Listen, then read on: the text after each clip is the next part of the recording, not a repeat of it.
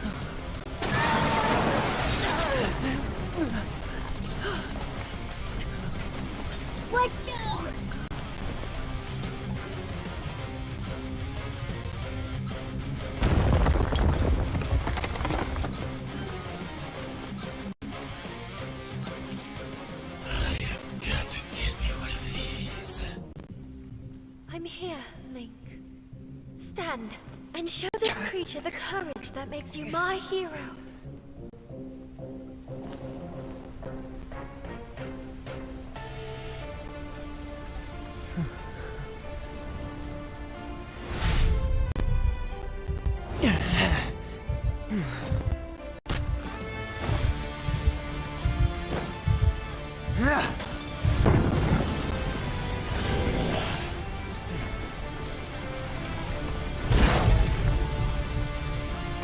If you surrender, I promise I'll kill you before the rest of this village.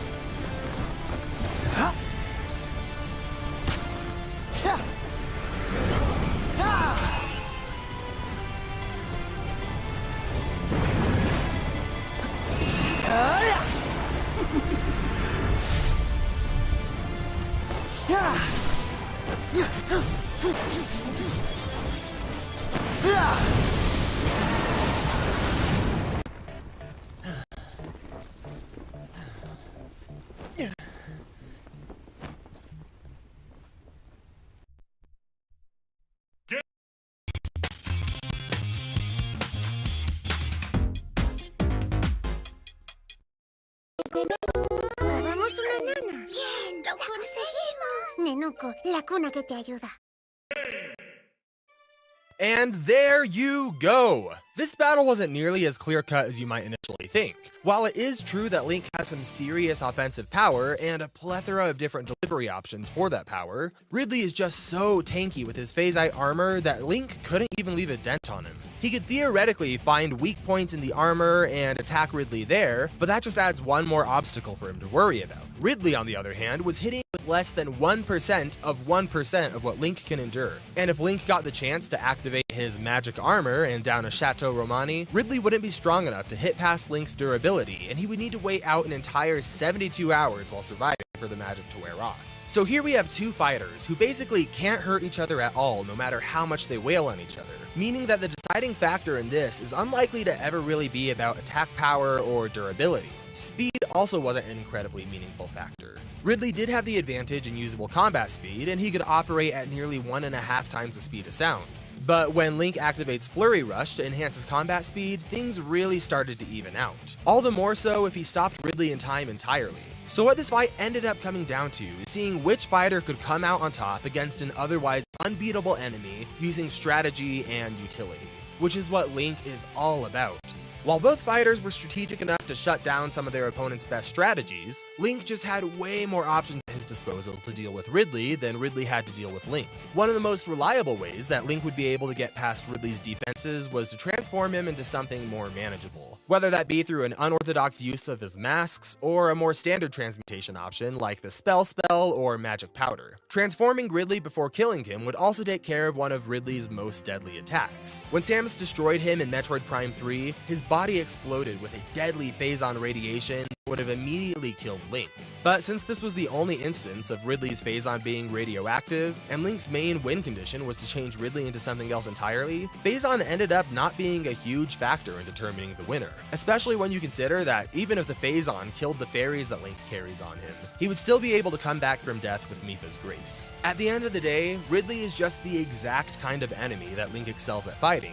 And while Ridley has dealt with adventurers with deadly arsenals before, Link's array of items and abilities is just so much wider and more unpredictable than anything in Ridley's universe. Link is the winner and will be moving on to the next round of the Smash Bracket. Next time on the Smash Bracket.